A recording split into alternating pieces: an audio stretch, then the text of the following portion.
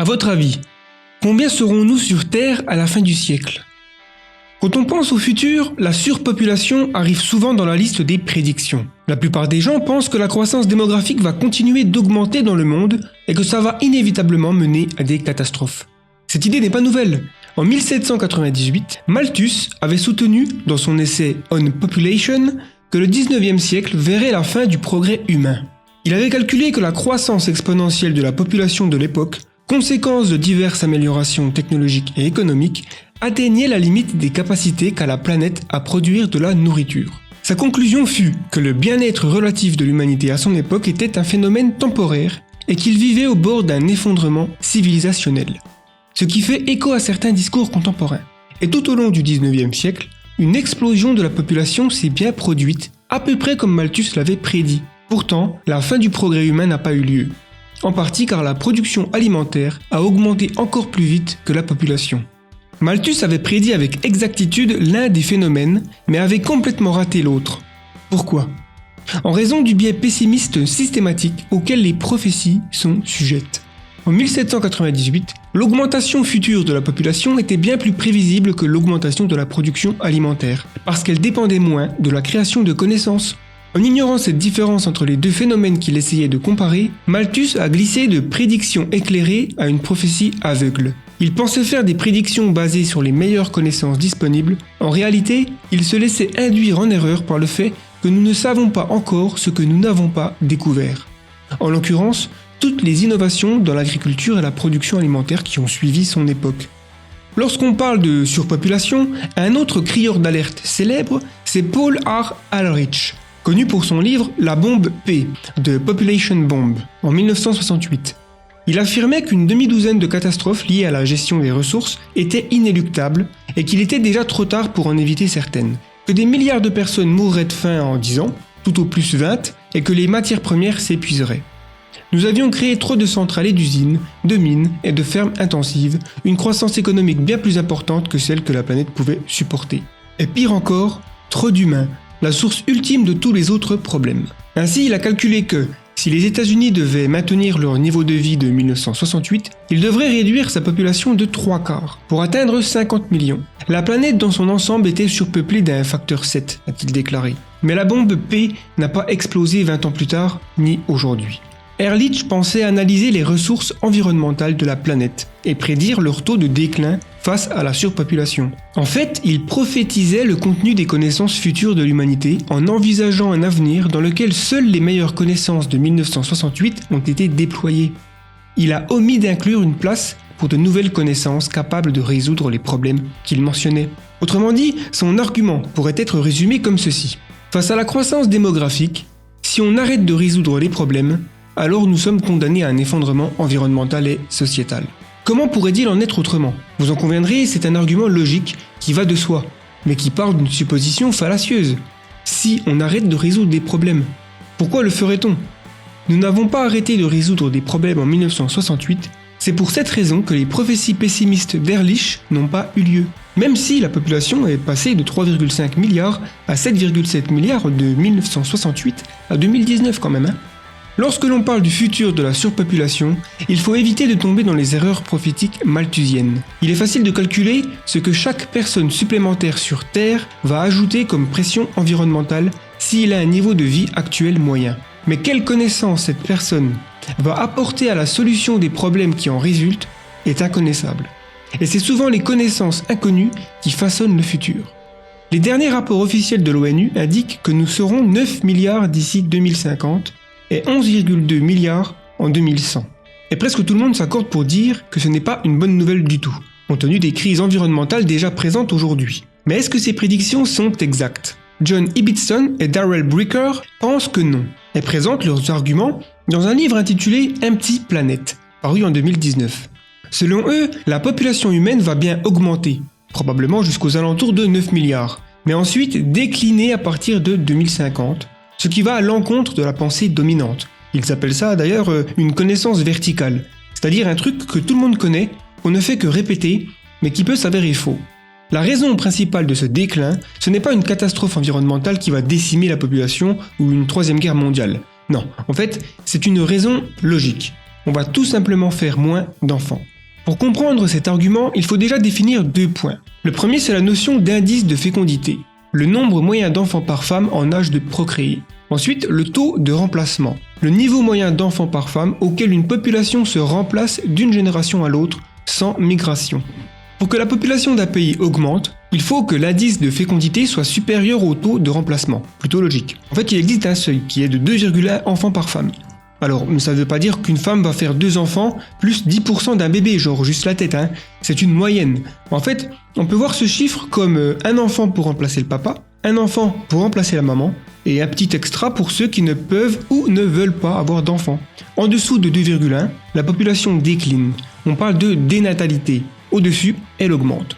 La région du monde ayant le taux le plus élevé est l'Afrique centrale et subsaharienne, avec 4,78, suivi de l'Afrique du Nord et le Moyen-Orient, 2,72, l'Asie du Sud-Est, 2,43, l'Amérique latine, 2,04, et en dernière position, l'Union européenne, qui a un taux de 1,59. En France, l'indice de fécondité est de 1,92 en 2017. Ces données viennent de la World Data Bank.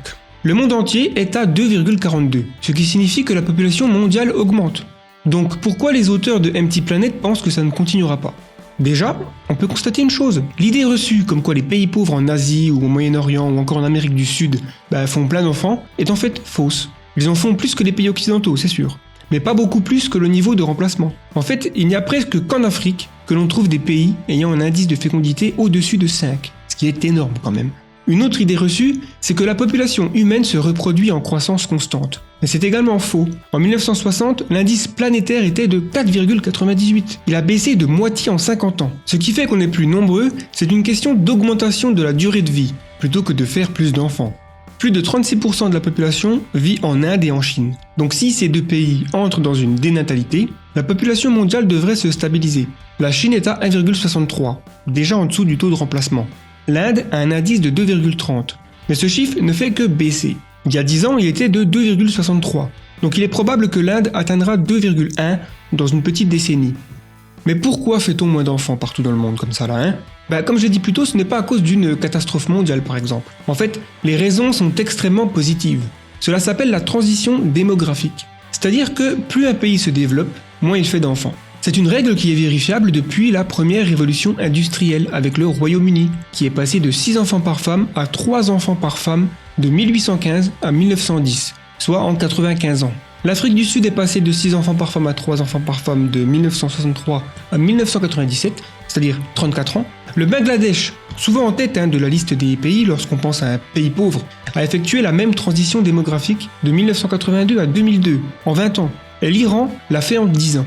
Autrement dit, la transition démographique des pays en voie de développement s'accélère. On peut donc se dire que les pays ayant le plus grand taux de fertilité comme le Niger avec 7,2 vont connaître une baisse très rapide et donc l'augmentation de la population dans ces régions va se ralentir également. La raison principale de cette transition démographique, c'est l'urbanisation. 3 choses se passent lorsqu'un pays devient plus urbain que rural. La première, c'est qu'un enfant cesse de devenir un atout pour devenir une charge. Dans un monde rural, à partir de 6 ans, un gamin va aider la famille dans les champs. Mais dans un monde urbain, il devient une bouche supplémentaire à nourrir.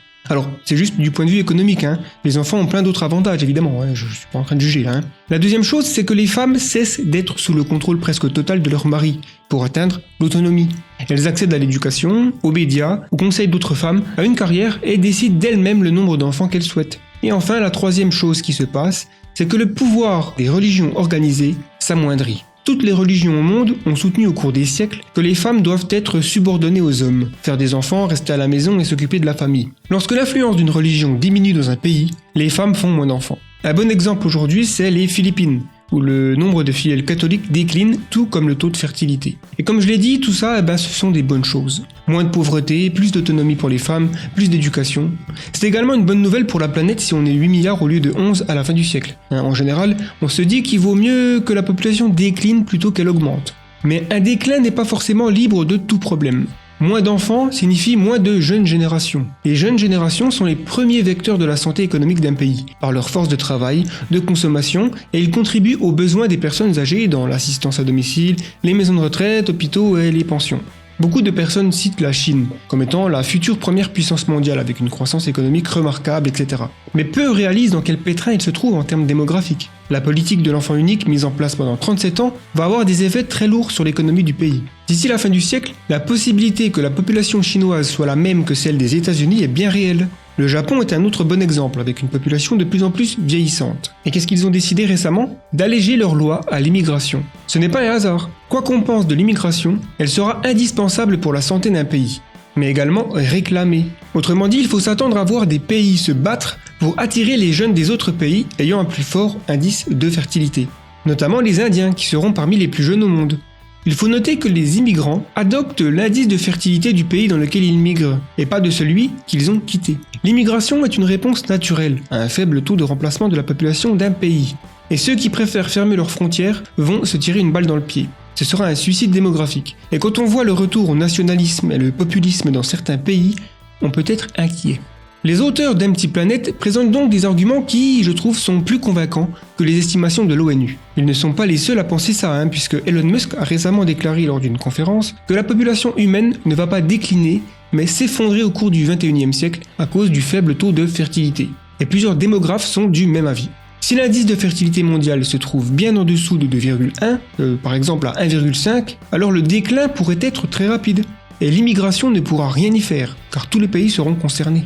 Donc conclusion, à quoi devons-nous nous attendre en termes de population pour le futur du 21e siècle? Eh bien pas à une explosion démographique, mais plutôt un déclin. C'est envisageable que le nombre d'humains soit finalement inférieur en 2100 qu'en 2019. La population sera également plus vieille en moyenne, et l'Inde sera très vraisemblablement le pays le plus peuplé. Mais il est important de se rappeler des prophéties malthusiennes et de ne pas tomber dans le même piège. C'est-à-dire de ne pas inclure une place pour les découvertes que nous ne savons pas encore que nous allons découvrir.